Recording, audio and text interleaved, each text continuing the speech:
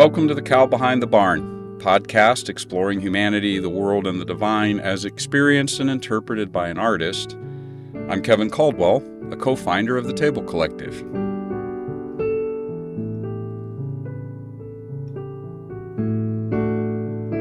Well, first, I need to correct a rather obvious and embarrassing mistake from episode 12. A friend pointed out that in that episode I said, as an example of how we think about and use time, quote, "It takes 24 hours for the Earth to circle the sun." Embarrassing, because, of course, it takes 1 year to circle the sun and 24 hours for the Earth to revolve, which long ago used to be understood as if it takes 24 hours for the sun to circle the Earth. I'm grateful for that to be pointed out. In that same episode, I shared some of my ways of seeing through my artistic expressions, through a poem and a song, and I noted that these conclusions of mine about time were ones that I intuited.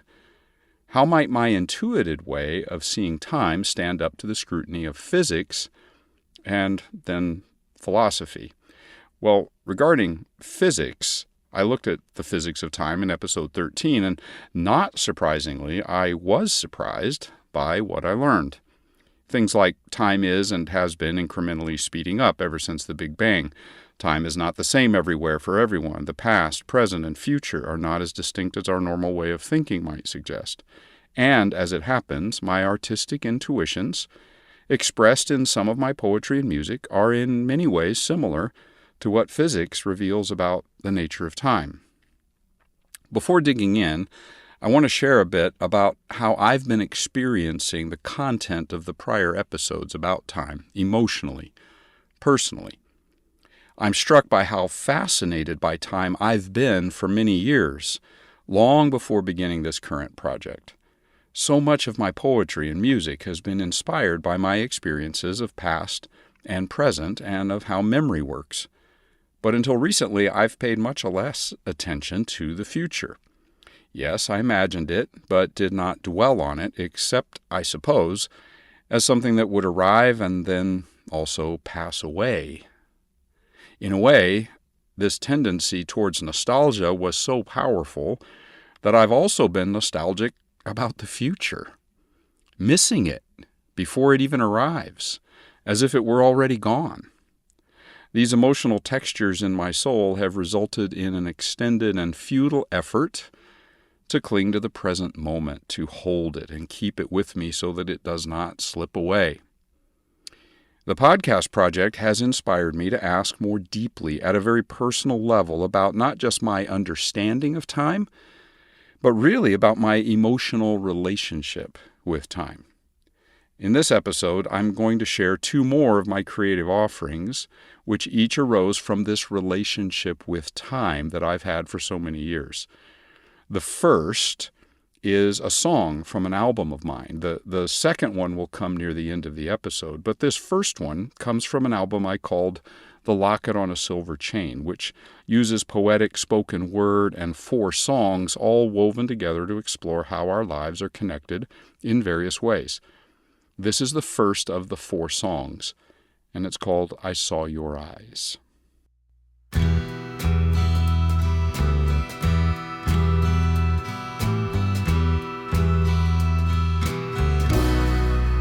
I saw your eyes, you did not see me. You were a child staring down the street at the taillights that were disappearing, trying so hard not to grieve. And then you turned around, walked right through me. I saw your eyes. I saw your eyes, no words were needed. I knew all I had to know. You've been haunted by all these demons, clinging to you down every road you go. And you always say, it doesn't matter, but I saw your eyes.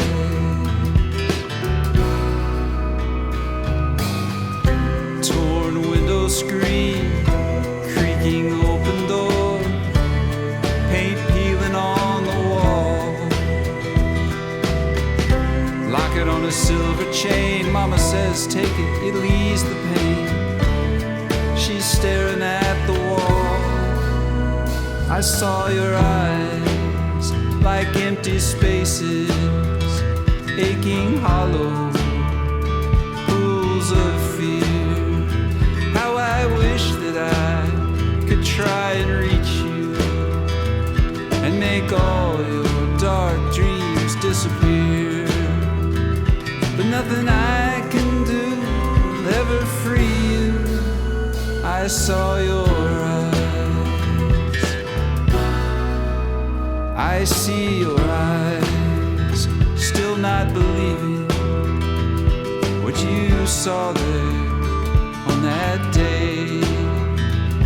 There are wild things all around you, and you're trying hard to be so brave.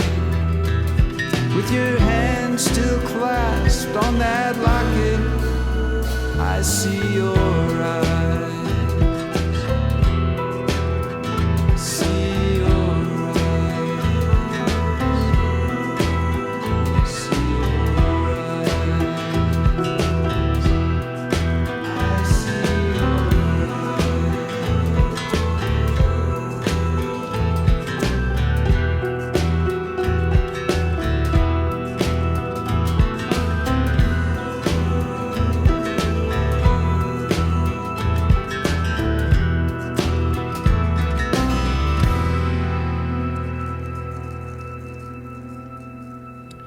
Now, that song is an extended reflection on returning to a past set of experiences and events, but also to a self that was back then and yet is still here.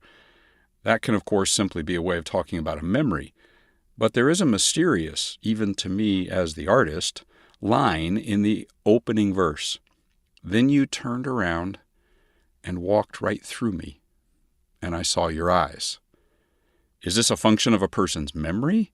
Or is the song portraying a person at two different points in their life, present simultaneously, the older and younger version of themselves there in a shared moment? I'll add that the song is rooted in an actual event in my own life. I'm aware that in the song, I was working through some things, and I'm still working through them every time I sing or hear it. Well, back to my questions as I turn to philosophy and religion. And the questions I've been looking at are these. Is time absolute? And what is the past, present, and future? And of course, those have a lot of sub-questions. But also between the last episode and this one, a new question raised its hand for me to call on, as it were, which I suppose I should have seen coming. Does time have a beginning and an end? So as I begin, I need to catch up by reaching back to ask how the two prior episodes might have answered that if they'd had a chance at the time, and then I'll carry on. So let me go back first to pragmatics and its view of time, and physics and its view of time relative to this question of does time begin and end. A pragmatic approach to the question might simply respond with, we can't know, so it doesn't matter. According to physics, the beginning of time is understood to be the Big Bang, the moment in which the universe began to expand rapidly from an incredibly dense state, resulting in both time and space as we know them. The end of time, on the other hand, could potentially be what some call a big crunch, in which the universe's expansion reverses, collapsing back in on itself, effectively ending space and time as we know it. Now, for what philosophy and religion will say about the other questions, I will use the same two headings that I did last time. The first is this one, is time absolute? And then that's going to be related, and I'll relate it to this new question of beginning and ending. And then the second big bucket, I've called it, is what is the past and the present and the future?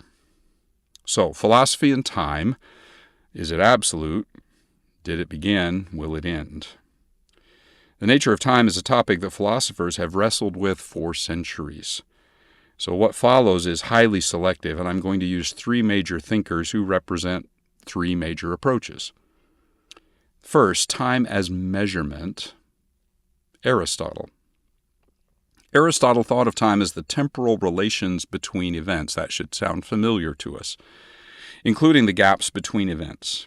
In this view of time, time is a kind of number that we use specifically to measure change and movement.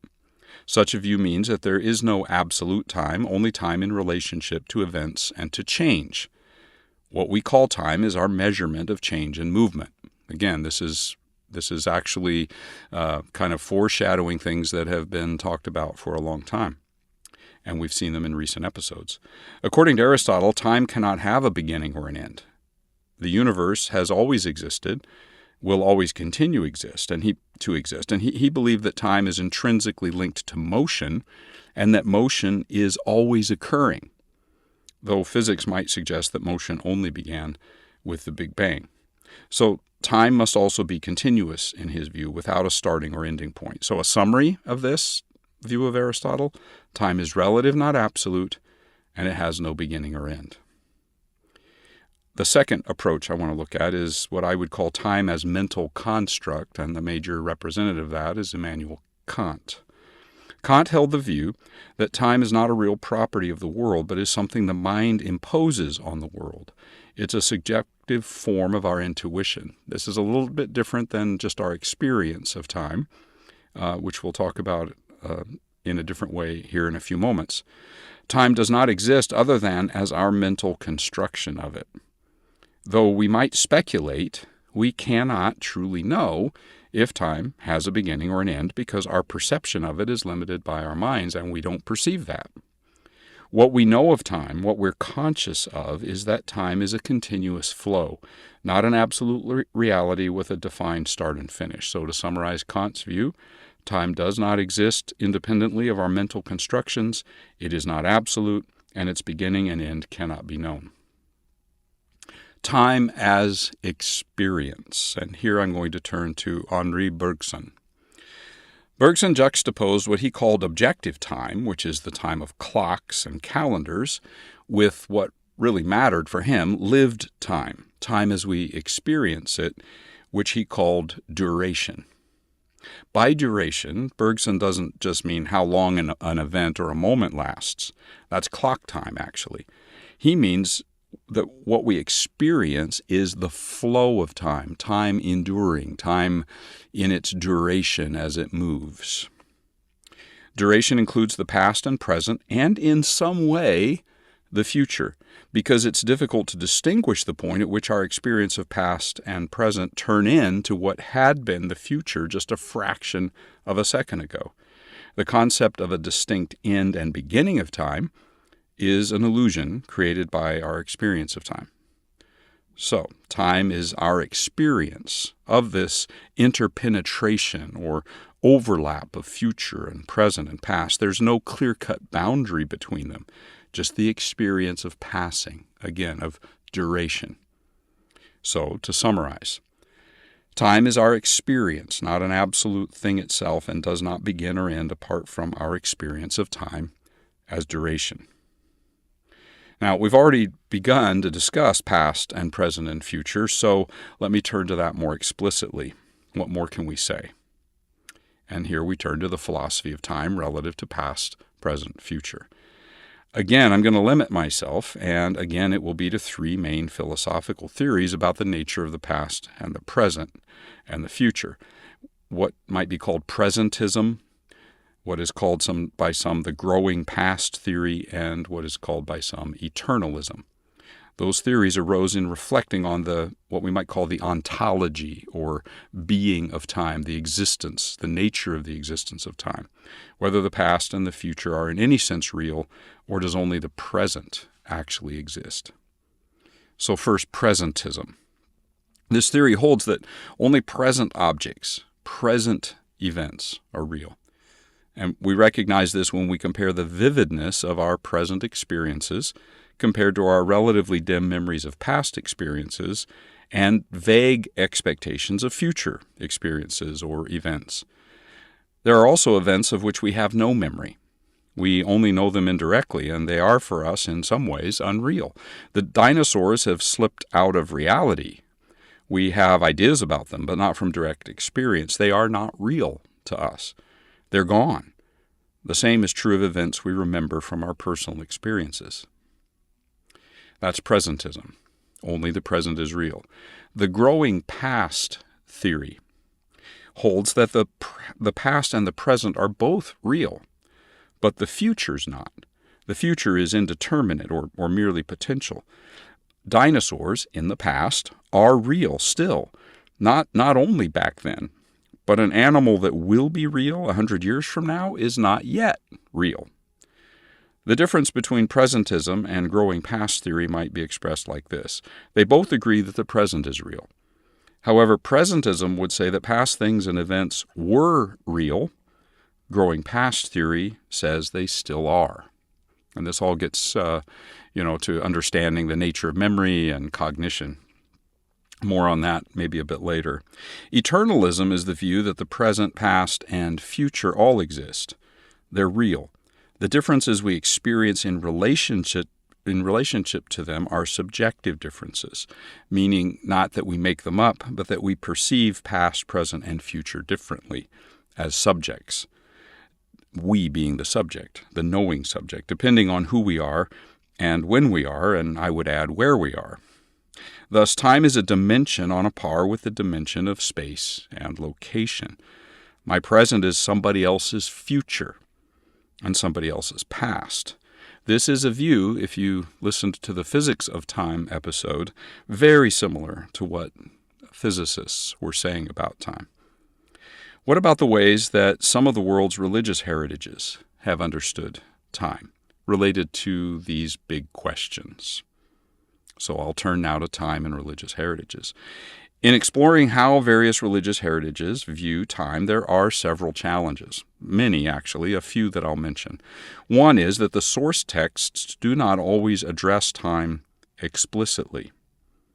Assumptions are really kind of prior assumptions about time that are brought into those texts. The views of time of those texts are often held implicitly, not explicitly. They're not an object of reflection.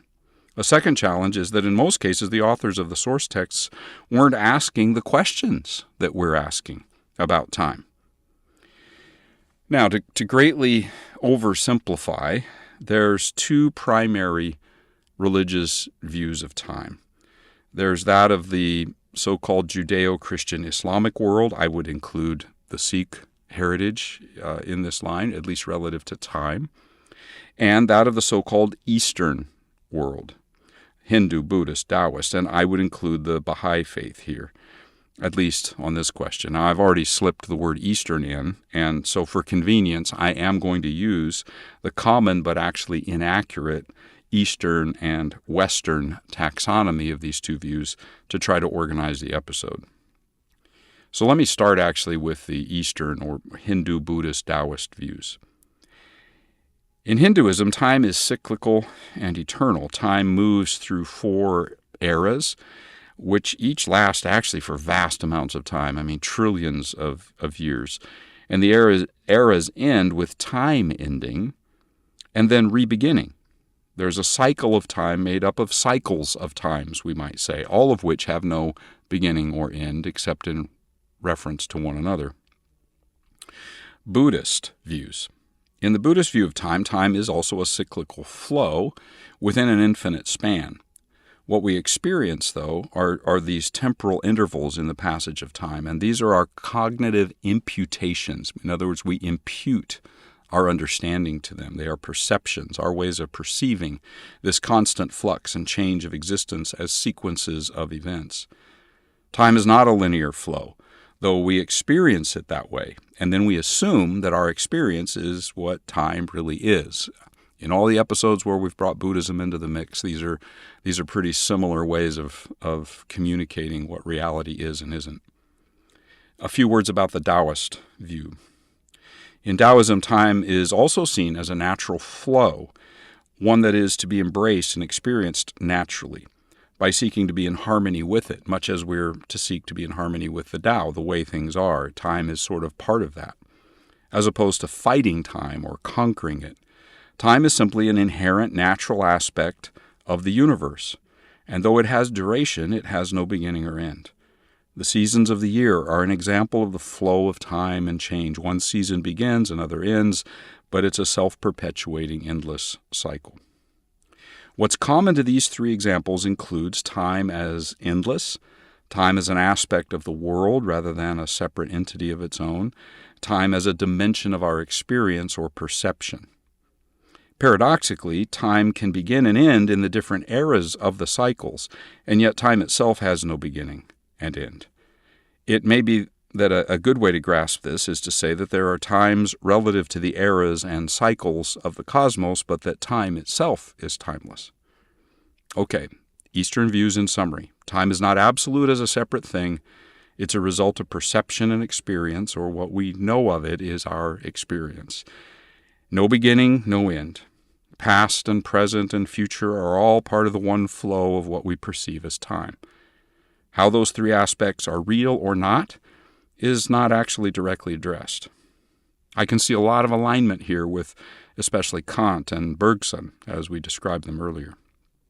Let me turn now to so-called Western ways of seeing things, Jewish, Christian, Muslim views of time. There's a unique way of seeing a sort of cyclical aspect, at least, regarding time in the Jewish approach, though it is very different from the Eastern way of seeing cycles. Historical events in the Jewish scriptures are often presented as a pattern which repeats over and over again within history. The pattern includes elements like turning away from God, being overpowered by enemies, returning to God, being restored as a people, then turning away again, being overpowered, returning, restoration, and so on. A second aspect of Jewish thinking about time might be seen to be in tension with the first. The Jewish time is that history is linear. It moves from a beginning towards a completion. History has an end, both in the sense of termination and in the sense of purpose. It seems fair to say that Jewish views of time include both cyclical and linear dimensions in an interesting relationship. There are ongoing cycles of time in which a pattern repeats, but time also moves from a beginning towards an end. The cycles repeat inside the line that we call linear, we might say. Well, flowing as it did from its origins as a Jewish religious movement, Christianity also sees time in the two ways I've just described. Time began with the creation of the world, did not exist prior to that. Time will, in most Christian thinking, come to an end. Again, both in the temporal sense and in the sense of having a purpose. And it will do so in a new age, ushered in by the second coming of Christ in most Christian thinking. Both Jews and Christians believe that God is above and outside of time, and that the time that passes on earth is a dimension of its created order. Time does not exist apart from that created order. The Muslim view of time is very much in keeping with all of this, with the Jewish and the Christian views. Time is a creation of God. Time is linear, moving from a beginning point to an end point. There's a similar view of cycles, not as eras which begin and end as in Eastern thought, but as patterns within the linear flow of history. This is a little bit less clearly spelled out within the Quran, but it is there to be found. There will be a day, the day, in the Quran, which is a phrase used over and over, much as it is in the Jewish prophetic literature, when all will come to a concluding point. Following that, all will be eternal, timeless. Now let me try to summarize the philosophical and religious views of time, and I'm going to go back to the questions I've been asking and try to organize the various responses and answers that I've come up with along the way. So, is time absolute? Does time exist as an independent thing that is always the same? Philosophy and religion, while different from each other in details, actually all agree that the answer is no. Does time have a beginning and an end? Philosophy that we looked at least, the philosophers we looked at, say no. Religion, well, yes, it begins and ends if we look at the Western views, and no if we ask the East. However, even in the Western traditions, the point seems to be that it is time as we know and experience it which begins and ends. The idea of eternity is what I would call a timeless view of time, describing a realm of reality that is outside of time. This timeless time does not begin or end. The West and East could be using, actually, in my view, two ways of talking about a similar reality. And if we could have a conversation about that instead of just me talking at a microphone, it would be interesting to explore that together.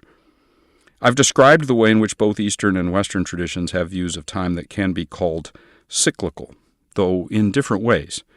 With the Western heritages, the cycles recur within the linear flow of history.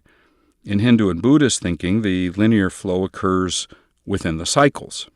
Each cycle could be seen as a line moving towards a future in which there will be an ending and another beginning. I find that a really interesting comparison, whether there are cycles within the line or a line within each cycle. What about past, present, and future?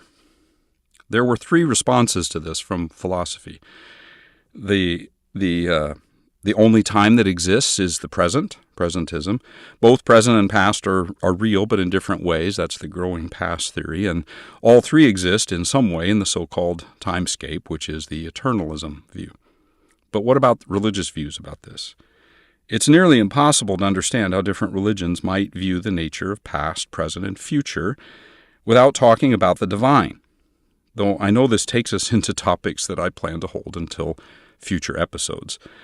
I need to say something about it here, though, just to give even a cursory answer. Because for those heritages which include a personal divine being, there is one sort of answer. And for those which do not, there is another kind of answer about the nature of past, present, and future. So, I'm including Jewish, Christian, and Islamic heritages in the former, those that believe in a divine being, and Buddhist and Taoist in the latter, though there are exceptions in both of those heritages. The varieties of religious tradition we call Hindu include varieties of both views of personal deity or not. Again, very general and inaccurate if we press into details, but true in a broad way. So if one assumes there is a divine being, which is outside of time, then past and future are just as present to that being as is now for us. If one does not assume such a divine being, the response might be the only time that exists is the flow of time, not what has already flowed or will flow. Or it could be that not only are the past and future not real in themselves, but the same is true for the present. It too isn't real, apart from our perceptions and experiences of it. And frankly, I don't think that the two views of past, present, and future in which one assumes a divine being, views of past, present, future in which one does not, are necessarily mutually exclusive. And I'll try to come back to that at a later point, in fact, in the next episode, which brings me to the question, what are my views? What about me? How do I make sense of the philosophical religious views of time? And how do I tie those to physics and to pragmatics? There's two ways I can answer that. One is from a very considered, reasoned way of absorbing what philosophy and religious reflection have led me to conclude, and mixing in physics and pragmatics. For that, I'm going to wait until the next episode, though there are probably hints of it in this episode, in prior comments, and perhaps even in the two immediately preceding episodes. The second way of responding is more personal. I shared earlier that the podcast has been an occasion for me to revisit a lot of my experience of time, and not just my thoughts about it. So here, I share a poem that represents this experiential element, this existential element, so to speak. And it's also a response to it. It's a decision, or it represents a decision, and an intention to face time and emotions and experiences, to refuse easy escapes and distractions from what's difficult about all of that. And maybe as I share it, it will invite you to do the same. This is a poem called Unset bones. Unset bones. Marrow between unknit bones, an old break, knotted ends, jagged, yearning, grasping toward each other across the tissue-padded gap. Tender flesh, filling in for bone. Under pressure, the whole mass shifts, swerves, out of line, wiring a dull signal of ache up the nerve ways to whatever place in the moist gray cave is assigned to register complaint. A throbbing, familiar ebb at the edges of a wrinkled consciousness. A man alone near a window, a dimming room in a yellowing house, old things piling dust to themselves on walls lined with shelves, watermarks of memory drying down into a muddy bed, a declining evening in the declining days of a man long past measuring things by the years or the weeks or the days that may be left. He is not seeking to numb, does not rename the sudden flares that explode light onto twisted dream shapes tortured out of forgotten holes in buried places, does not dumb down regret, does not seek a mirror to face the ways his days were traced by other eyes.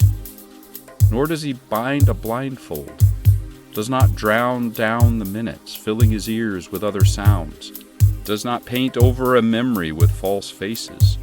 He leans neither from nor towards the dull pulse down in the bruises between the old bones in the aching center.